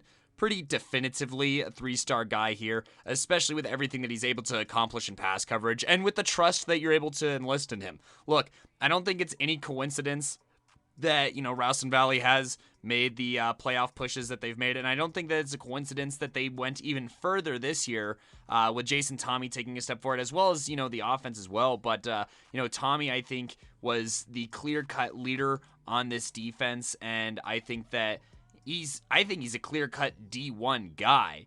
The offers are just surprisingly low at this point, but like you said, it's still kind of early. I could see him getting a lot of offers now that the season is over, especially considering he's been to a ton of games and camps. He's been to a game day at Northern Colorado. He's been to a game day at CSU Pueblo. He's visited Wyoming as well. And, I think that he's had a lot. It looks like he's had a blast at all of those places. And, he's somebody who I think is really going to get the looks that he should be getting here now that he can kind of focus on that part. And, as teams stabilize as well, their programs and whatnot, he's going to do that. But I mean, look, he was integral in their playoff win over specifically Columbine, where he had 2 interceptions and a fumble recovery. He's just a very heads-up player in every sense of how a safety is supposed to be. And, I think that he's only going to improve as he kind of fills out that frame a little bit better. And I think that that's also going to, if you're a school, you got to be like, I don't care that he's, 6'1", 180 or whatever, because I know that he can fill that out. And I'm very confident that his athleticism will remain even with another 10 to 15 pounds thrown on there. Yeah, for sure. I definitely agree. That can't be the reason why he's not getting some of these looks here. Honestly, I don't know the reason why he's not getting some of these looks. Wait. Did you say what offers he had, or is it just visits right now and interest? From what I can tell, it's just visits to CSU Pueblo, Unco, and Wyoming. So I don't. He doesn't have. I don't know if he has offers at all, or at least he doesn't have any listed on his Twitter, which, by the way, y'all, if you don't post them on Twitter, we just literally might not know. But as of now, it's looking alarmingly shallow, especially for a safety who does all of these things well, and I mean, plays the ball like a receiver, and has done so against some really stiff competition throughout this year. Yeah, no, for sure. I mean, he's a playmaker, man. He's somebody who has a nose for the football, whether it's against a run-heavy team, like a Columbine, or if it's against a team that passes it a little bit more, like a Cherry Creek. He does his thing regardless. He is somebody that hopefully gets offered here soon. Maybe he's just keeping it private. I just have a really hard time believing that he just doesn't have any offers. I mean, to me, he's a Power 5, Group of 5 type of guy. For sure, D1, somebody that, if he somehow slips to FCS, I think he could be a day 1 starter for a lot of teams. I'm looking at UNC, to be honest with you. I would offer him right away, with or without a coach, and make sure that coach keeps him, obviously. So there you go there. He's too good of a prospect to not get picked up. And once he does get picked up, we'll see where he lands and whatnot. But I think there are definitely chances that he is too good for that team in that conference. And, he becomes a contributor right away, and he becomes somebody that sticks out right away. Or if he chooses to go, JUCO, he could be, a top tier guy in the country right away at safety. I definitely believe that. So we'll just see. But I am of the belief that he is firmly a D1 guy. Anything less than that, anything less than a full ride, I mean, not that I wouldn't take it seriously, but also I think he is good enough to, at least keep his options open longer than some. I think that's pretty fair to say, right, Kodey? No, absolutely. And I think that, now that I kind of think about it just a little bit more, Rowson Valley just did get, a new coach, a potentially new staff, and, they were probably trying to get things settled and figured out prior to the season and whatnot. And I think that hopefully as they have more time, they'll have more time to communicate with scouts and whatnot, and help with that outreach a little bit more, because a lot of his visits looked like it was during like the TFG era, where they took a lot of their guys to different camps and different campuses and whatnot. So I think that that's something worth noting here. Honestly, I saw a little looking through his Instagram story that there was a visit to ASU, and I think that's pretty interesting, and I think a lot closer to his skill level as far as actually being looked at as a Power 5 kind of guy, player for a program. So Yeah, no, for sure.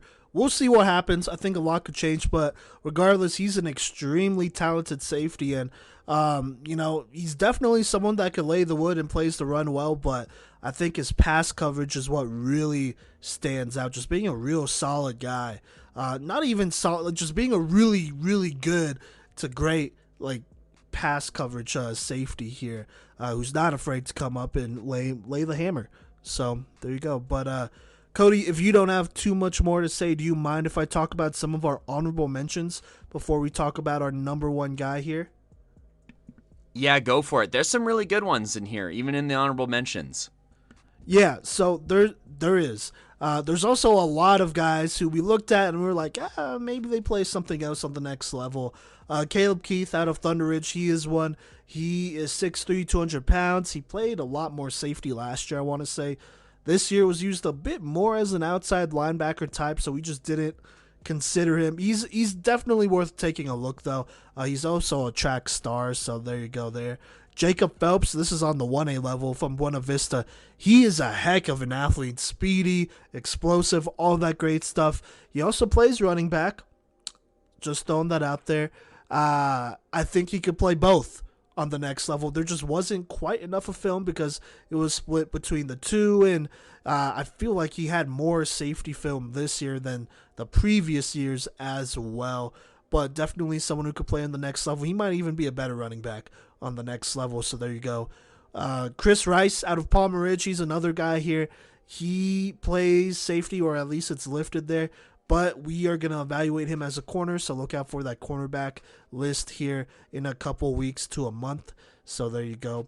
But those are all the guys that could have won either way, and I'm sure there's more. If you feel like we're missing some guys, maybe check some of our linebackers list or whatnot. It's just real. There are some safeties that play linebacker and are for sure linebackers, and then there are some linebackers who play both but are for sure safeties. It goes both ways. That's just how today's football is. You get a lot of those hybrid guys. So there you go there. Then we have some other guys who definitely played safety. Damon Hernandez out of Yuma. That is one, got to see him play against Colorado Springs Christian. He just barely was left off the list here. Kyle Solowitz out of Evergreen, part of that great squad. I believe he might have been one of the leaders in picks in 3A. He was on the edge here for me. He was at 74.5. That was my rating. Just someone who barely misses out, but extremely versatile, playing both man and zone, and just doing a good job, being one of the bright spots for Evergreen there, along with Tommy Poholski and Russ Woodward. So there you go. And then there's Gibson Leaf Green out of Grandview here. Solid athlete and whatnot. Kodey could probably talk about him more if he wants. And then there's also Brendan Sneller out of Lamar. He's a 2A guy, led 2A in picks and was one of the top interception leaders in the entire state. But he has no film at all. And he's like a multi-year starter, which is tough because we would love to evaluate that, and we couldn't find anything. At least he really probably could have made a push for that number 5 spot. He for sure could have. Yeah, numbers and impact alone. Yes, he for sure could have. So there you go. If we are missing anybody, it might be because they are labeled as a corner or just mislabeled, which you should probably get on that. But Kodey, what do you think about these honorable mentions? / is there anybody else you want to mention here? No, I think that, this is a good batch. Obviously, this is a really solid position group for Colorado, as you mentioned at the beginning of the episode. Historically, look, Gibson Leaf Green, I got to see probably his best game of the year against an Eagle Crest squad, where he was just very instinctive. And and very, very solid with the ball skills. Granted, that did not translate to the entirety of his film, but he's a solid safety. He probably could play on the NAIA level, honestly, and probably get a little bit of a bag there, so wouldn't hate him for that, or even maybe D2. Kyle Solowetz here, he is a very solid, well-rounded kind of guy who, can play man and zone very well. So I think that there are opportunities for him, or should be opportunities. Damon Thornton Hernandez obviously is somebody who has made a lot of plays for a Yuma squad throughout the year on offense and defense, making opportunistic interceptions and being a part of, a season where they definitely overachieved, I would say. And he was one of the key elements of that. So I just wanted to shout him out there. And, somebody that probably could have made the watch list with hindsight being 2020. But, definitely a lot of guys to talk about here in the honorable mentions. But, I mean, I'm still very, very happy with this top 5 list, 5 through 2. And there's lots to be excited about with this number 1 guy who, oddly enough, kind of follows the trend of being underrated, but in a different way than one might think. Isn't that right, Coach V? Yes, absolutely. And I'll go ahead and hop into it here. Our number 1 safety here in the class of 2023 out of Colorado, here in Colorado, is Logan Brantley of Cherry Creek. He is listed as a 3-star. It's like a linebacker safety mix. It's like a linebacker / safety. I'm pretty sure that's how it is on some specific sites like Rivals, Max Preps for sure. But we view him as more of a safety. He played more of that safety role, I feel like, this year. And so here he is at number 1. Now, I'm just going to throw this out there. If he played linebacker and we classified him as a middle linebacker, he probably would have been number 1, honestly, on that list. He probably would have been number 1. So there you go. Or at least contend for number 1. If not 1, he would have been 2 for sure. But he is a special athlete for Cherry Creek, part of this dynasty right here. Now, we don't know what happens, in this 4th state championship game, which is tomorrow at the time of recording this, but he's already won 1. He's won multiple, so there you go. That's all you really need to know here. But let me just go down the line talking about his grades here. At man coverage ability, gave him an 8.2. Zone coverage ability is a 9.4. Yes, you heard that right. Top end speed, 8.9. Agility, hip fluidity, 8.7. Hip power is a solid 9. Pass contest consistency, 8.8. Ball skills, 9.2. Height frame, 8.9 here. He's listed at 6'1"-ish, maybe 6'2", 200, 205, 200 to 205 pounds. When I saw him in person, he is definitely at least 200 pounds, might be even a little bit bigger than that, which is insane here. Block shedding ability, 8.5. Run defendability, 8.1. My overall grade for him is an 87.7. I have not, as of right now, I have not rated a player this high ever, as long as these rubrics have existed, which is this is our 2nd year doing it. So just keep that in mind, and there's good reason for it here. Now let me talk about his top grades here. Zone coverage, 9.5. Hit power, 9. Ball skills, 9.2. Let's start with zone coverage here. In my opinion, he is the best zone coverage guy on this list. The thing that really separates him from everyone else, and Jason Tommy is right behind him, mind you, I only have him 2 points behind him, but the thing that really separates Logan Brantley is that he is so aware of his surroundings. He does a good job playing his zone and not committing too much to a receiver one way or the other, and that allows quarterbacks to feel like, hey, maybe it's a little safe to test that coverage and whatnot. And he does such a good job baiting them by doing that. Just by being so aware of, his surroundings and his spacing. That is next level stuff. Just being that aware. Just watching him play zone is extremely special. And he does it on a consistent basis. Whether he's asked to cover, a little bit more of a linebacker type of zone or cover deep, he does it all. He does a very good job at that, which forces a lot of turnovers, especially this year, which is where ball skills come in at a 9.2.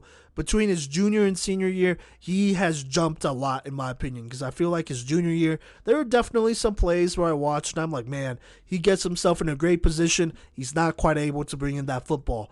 this year he was able to bring in pretty much every throw that goes his way.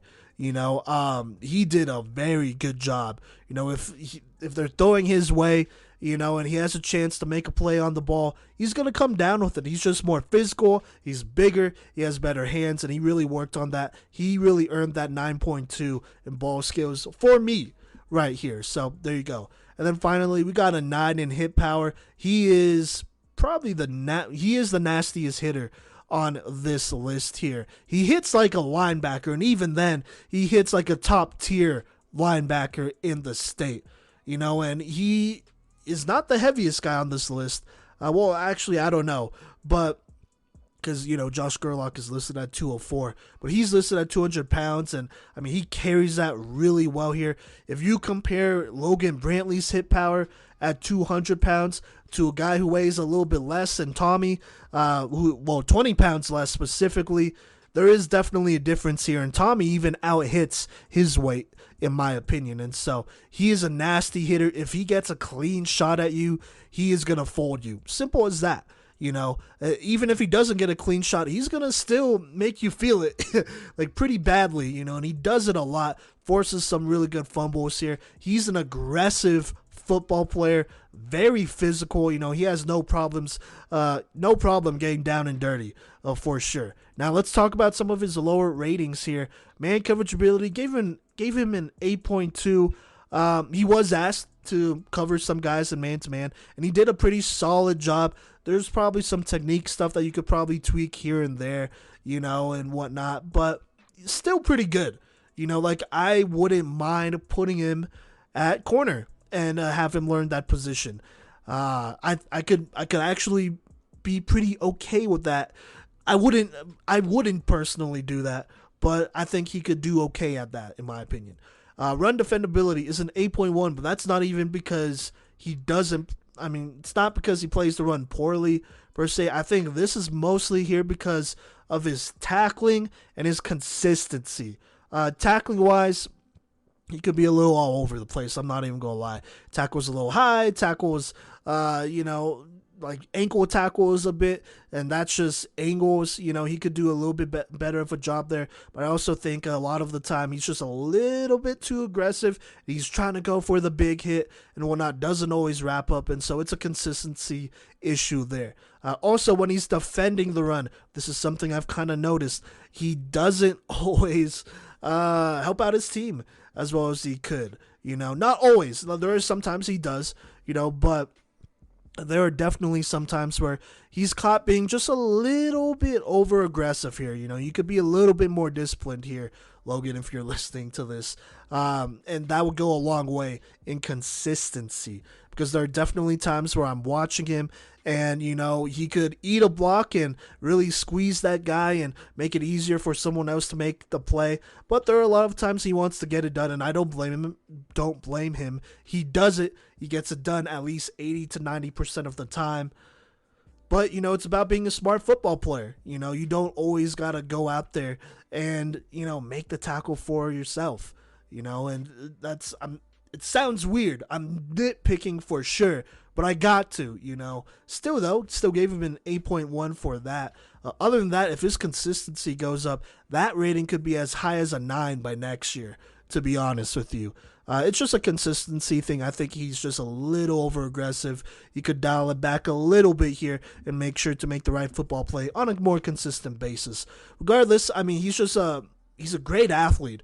Carries his weight really well, really big, and whatnot. Runs fast, hard hitter, great hands, covers well, good IQ. A lot of things to like about him. He's for sure a 4-star. I know he's listed as a 3-star. I think there might have been some uncertainty between, is he a linebacker, is he a safety? I think he can play linebacker on the Power 5 level, but it's going to have to be developed a little bit more. Now, as a safety, I think he's for sure a 4-star. Kodey, what do you think about that, and what are your grades? I think it's funny that you brought up how high of an overall grade you had for him. And it kind of made me realize that he's also probably the prospect that I have rated the highest out of any position that we've had in our rating system. And also, funny enough, for those who keep track, I'm usually I don't know how to put it, but usually my grades are lower than Coach V's, and they have been for this entire episode up until this very last one, where I actually have Brantley rated at an 88.4. And that's also trying to definitely look a little bit harder for some imperfections in the armor, but I digress here. I'm going to just run down the line here. Man coverage ability, 8.2. Zone coverage ability, 9.3. Top end speed, 8.9. Agility / hip fluidity, 9.1. Hit power, 8.9. Pass contest consistency, 9. Ball skills, 9. Height / frame, 8.6. Block shedding ability, 8.9. Run defendability, 8.5. I'll go ahead and start with like maybe some of the lower grades here, but even then, that's an 8.2 and 8.5 are the lowest grades here. Run defendability, you gotta agree with Coach V here. Sometimes he can be a little bit undisciplined. He can over pursue the play, and then he has to come back around to it here. Or maybe he's just like tackling too high sometimes. But even at his worst, he's still better than most. Is the easy way to put the run defendability at an 8.5. Because, I mean, he just, when he does tackle correctly, he does a really good job. He does fill lanes very, very well when given the opportunity. And, you know, in addition to that, his block shedding ability is amongst the best, if not the best, on this list. And it's not even one of his, you know, top 4 categories is the crazy thing. His ability to block shed. He has a bag. He can engage tackles. He can engage tight ends. Wide receivers don't stand a chance. Running backs don't stand a chance against him. He is just an overall beast. And I do think that, you know, for us, it was even a little bit hard to be like, linebacker or safety. And I think that with his versatile set of skills, I prefer to list him here at safety. And, you know, I also want to echo the same sentiment as Coach V that he was my number 1 linebacker if he was going to be listed at linebacker. But, you know, with the speed that he has, you know, the top end speed that I have at an 8.9, I do think that you have the ability to put him back in coverage. And, you know, even his second worst, I'm kind of jumping all over the place here, because he's just such a valuable prospect. But even his worst category, man coverage ability at 8.2, there are times when he lines up against a slot receiver and he just gives them a prison sentence because he's so physical and so strong and so fast that there's nothing for them to do. The slot receiver actually does not match up at all well against Logan Brantley. And that's in, you know, a league, in the Centennial League, where they have slot receivers. There's even a guy last year that made our top 5 wide receivers list who was a slot guy. He's had lots of opportunities over the past 2 years to match up against slot guys, and some of the best, you know, when you look at Jack Pierce last year, as well as Jackson Brush, who is an outside and inside kind of guy at receiver last year. He has reps against those guys, you know, where he does man up on them, and even more reps in man coverage this year. And so I think that he's a very solid option to match up against a lot of slot cornerbacks from everything else that he does super well. Agility / hip fluidity, 9.1. He makes it so easy to transition when on the move, even at, you know, he doesn't slow down when he makes the switch from one direction to another, and I think that that's very, very important. Ball skills, pass contested consistency, as Coach V said, from last year to this year, he made huge strides in being able to play the ball, come down with interceptions, deflect more passes, break on the ball, and, you know, get his hand in there for a lot more breakups. And, you know, from there, he's even really, really good at taking it back to the house. He has 2 pick sixes this year, which, you know, is a tribute to his top end speed and agility / hip fluidity, being able to move across the field for some of these returns here. Pass contest consistency, 9. If you're throwing it in the area of Logan Brantley, he's either going to get a paw on it, intercept it, or he's going to drop you with his 8.9 hit power. His ability to accelerate at the point of somebody trying to make a catch on the ball and just absolutely rock them into dropping the ball. Even passes as easy as, say, you know, screen passes, he's been able to blow those up and force drops there. He's been able to intercept those there with his speed, with his burst. And I think that's why his number 1 asset with all of these things does shake out to be zone coverage ability, simply because he can cover so much of a field. He understands his positioning so well. He understands him as an athlete so well that he really does just make plays that nobody else on this list can or has made. And he is a true wow player. You know, my synopsis of him, the first sentence I had was, this dude is a beast. Agility and speed allows him to cover multiple receivers in a zone, and that makes him dangerous. His physicality and strength has put receivers in the doghouse where he's bullied them. His ball skills have allowed him to jump passes that QBs thought were easy completions, while also breaking up passes with dangerous closing speed. His ability to drop the hammer is one of the best, and he has a bag of getting around defenders in the run game. And, we'll talk about his commitment a little bit more later, but he's a steal, in my opinion here. Coach V, look, first off, how surprised are you that I actually graded a prospect with a higher grade than you? That's a rarity in a little bit here. And overall, what do you think of PMC's overall grade here of Brantley at an 88.05? Yeah, no, for sure. As of right now, he is our highest rated prospect in the 2 years we've done this. You know what might be really cool is really evaluating some of those guys we did in our first year. Keep this in the episode. We might do that. That might be kind of fun. But anyways, he is worth the hype. I mean, he's definitely Power 5. He is somebody who has a lot of versatility. You could play him at safety. He's going to be great. You could play him at linebacker, and it doesn't really matter the system. You just got to make sure you mold him to that, and he could be really good there too. If you wanted to put him at corner, you could try, and he would hold his own for sure, I would say.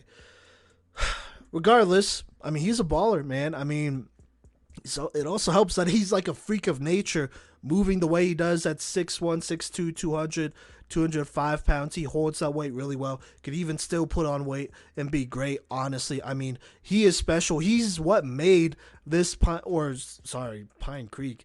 He's what made this Cherry Creek team really special. I was thinking about his game against Pine Creek, excuse me. So there you go there. I mean, absolutely agreed. Not super surprised. If there was anybody, it would be him, that would be rated really high, and I think that's rightfully so here. Yeah, I mean, not too much here to put out there. I am going to say this now. How successful he is on the next level will depend on the coaching staff and the program. I think the worst thing you could do for him is not tell him what position he's going to play and go through with that and be ambiguous with it and be like, oh, I need you to play this or that. I think the best thing for him is to really just focus on position and work on that. I think obviously being focused and not having to worry year by year, oh, am I going to play linebacker? Should I be bulking up? Or am I going to play safety? Should I be slimming down? What should I be working on? It's a lot, it's a lot. And so that's the only way this whole thing goes wrong for him in college. Regardless, though, he earned plenty of offers, and he is committed, one of the few to commit before the season, I believe, to Kansas.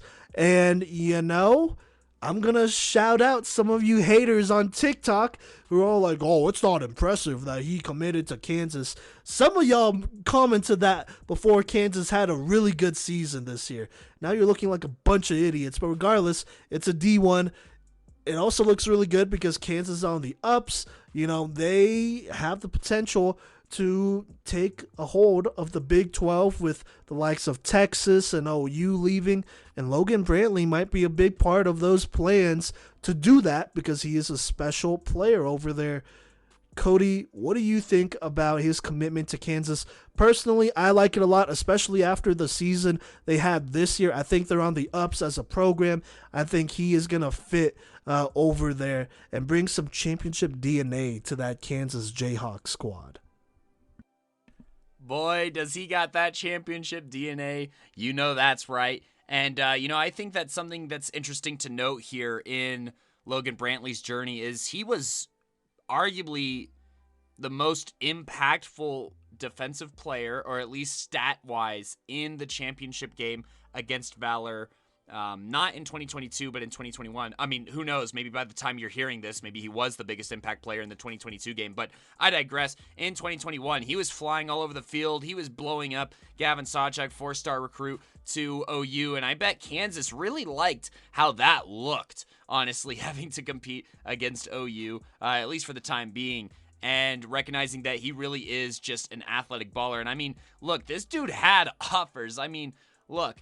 Let me just list off everywhere that he had an offer to, and shout out Kansas for, really selling Logan Brantley here and being a good fit, because, I mean, he had offers to Wyoming, Utah State, UNLV, Tulsa, San Diego State, Nevada, Minnesota, That's an interesting one there. Fresno State, Eastern Michigan. Oh my gosh. Don't know what happened there. CU, Arizona, Air Force, and Washington State. But I do think that Kansas, look, the size and scope of their school makes a lot of sense for Logan Brantley. I think that, impression-wise, he's going to have a lot of chances to really show his game on the national level. And yeah, like you said, Kansas, they're on the up and up, and I think that that's a really good fit for Logan Brantley. Now, obviously, CU might have some interesting news coming up, but I think that Brantley's a great fit here for Kansas, and I think that he could do a lot for that program, and I think that it's a very symbiotic relationship that they could have where, he's just as important for Kansas as Kansas is for him.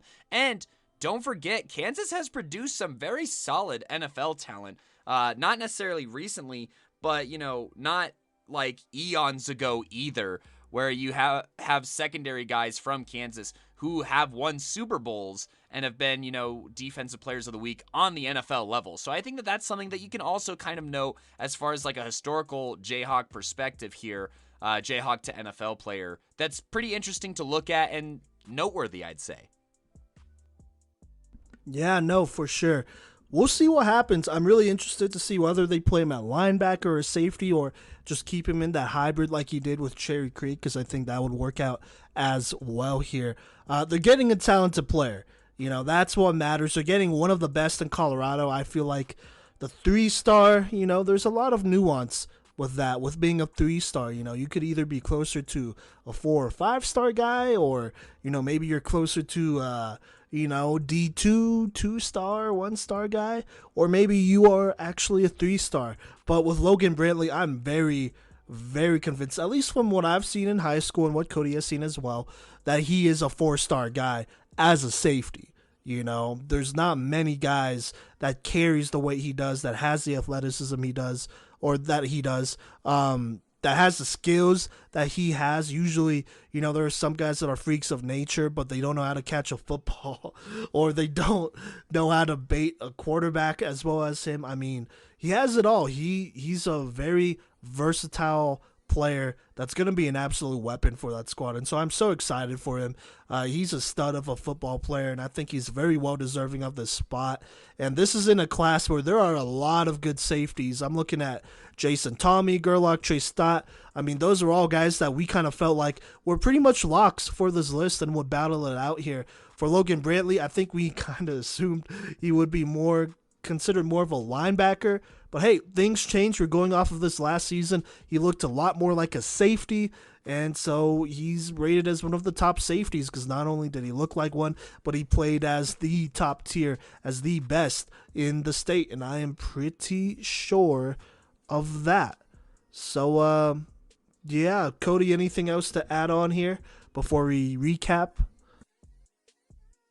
I'm just very excited to see where his career goes. And, I'm also, from the perspective of December 2nd, 2022, I'm excited to see what he does in the big game that Giddy and I will be at tomorrow, / if you're listening, well, when you listen to this a few weeks ago. But, this was a very fun list to do. And honestly, this is like, usually when Coach V and I do a list, there's definitely like some negotiating, some conversation, and, what do you think of this? What do you think of this? And, there's way more intense dialogue, but I would say that these 5 guys did a really good job of keeping that dialogue to a minimum and keeping Coach V and I on the same page here. And so I'm going to go ahead and run through them one more time. At number 5, Caleb Davis out of Cherokee Trail, sneaking in here at that 75.55 overall rating. 2-star guy, extremely fast athlete. Trey Stott, number 4 out of Valor Christian High School, with offers to University of San Diego, Valpo, Northern Colorado. Drake here coming in at an 80.45, so 3-star guy here. Joshua Gerlach II out of Palmer Ridge High School, the lone 4A guy on here, with offers to Chadron and Puget Sound, with some interest from Wyoming, UNCO, NAU, and EWU. Overall graded out at an 83.3. Very solid run defender and, very high upside in other categories. Number 2, Jason Tommy out of Ralston Valley High School. Lots of, camps and game day visits, particularly to UNCO and CSU Pueblo. Overall grade of 83.7 between Coach V and I for the PMC grade. 3-star solidified. And the number one safety of the class of 2023 here is Cherry Creek's very own championship caliber defender, Logan Brantley, the Jayhawk commit, sliding in at an 88.05, and as of December 2nd, the highest graded prospect in PMC rubric history. PMC rubric history. I do like the idea of going back through our old recruits, especially because we've been able to see some of them make plays on the collegiate level and seeing how our predictions fared out that way. But, Coach V, if you don't have anything else to add on about these guys, I think that we can go ahead and do our classic outro. Well, before we do that, I just want to say, a lot of great players. Make sure you pay attention to some of these grades because some of these were extremely close here. I mean, Caleb Davis, he was at a 75.55, but then you look at Trey Stott, Josh Gerlach, Jason, all of those guys are basically within less than a point with each other. I mean, that's like a 3-point spread right there, so there you go. Logan Brantley obviously separates himself by 4 points, but even then, that's not a lot. And honestly, hey, doing the little things matter. We pay attention and we look at the film and we look at specific situations in games where we could critique or where we're trying to look for a big play and whatnot, and either you deliver or not, and that's how we grade these. So just want to throw that out there because it was pretty seamless ranking these guys, but also at the same time, it was pretty close. I mean, the mild improvements can close the gaps pretty fast amongst a handful of these for guys. sure. And it's high school film that we're looking at, so obviously they're going to make mistakes. We take that into account, but we still got to be honest. That's where we see them right now, and so they'll continue to get better and whatnot. I mean, off seasons change things. Coaching staffs change things. A lot of happens, but I feel pretty good about this. So, Kodey, go ahead and say our little outro here, and we could get out of here. Yeah, so thank you for listening to another edition of Playmaker's Corner, top 5 seniors by position here. We have so much fun with this series. It really is our roots as a podcast here. So make sure to listen to our past ones and upcoming ones. You can listen to any of those anywhere you listen to podcasts, whether that be Apple Podcasts, Google Podcasts, Spotify, or Anchor, and there's a couple of other distributors, but those are our big ones there. So go ahead and check us out on there. And when you go there, make sure to like, subscribe, or hit follow on those so you get notifications for when the podcasts come out. If those aren't really your vibe and you're more of a YouTube kind of person, go ahead and find us on YouTube at Playmaker's Corner here, where we have a handful of episodes as well. And, I think that we have all of our old episodes prior to this season up on our website as well. So that I guess there's one more place that you could look for our other top 5 stuff. But for upcoming stuff, make sure to stay tuned to primarily those aforementioned listed sites and whatnot. Also, make sure to keep eyes out on our TikTok, where we have been posting, our end of the year awards. We have some interviews up there, and, we're going to have highlight reels as well for these top 5 athletes. And, I think that's also a callback to one of the things that kind of set us a little bit apart from other media outlets as well in Colorado. But, if you want to also be notified of anything that we're doing as well, make sure to follow us on social media there. That's at Playmaker Corner for Twitter, or that's Playmaker's Corner on Instagram and Facebook. New episodes, highlight reels, reposting film, especially on Twitter and whatnot for where we have scouts follow us and stuff. That's always good to just give us a tag, and we'll try our best to like and retweet anything that you guys do that with. And yeah, we have plenty of really fun positions coming up. We have ones that, will be as challenging as they ever have been. And we have ones that, like this safety one, went pretty seamlessly. So stay tuned for plenty of dialogue between Coach V and myself. And on this episode, I have been Kodey Stauffer. By the way, we haven't been saying this, but if you're on the list, we'd love to interview you. It'd be over Skype, so no pressure, but we'd love to do it. So consider this your official invite. I don't know how many of y'all are actually listening to this, so we'll just put it in the description. But I'm your other co-host, Coach V. Great memory, Coach V, and we'll catch you next time. Peace. Peace.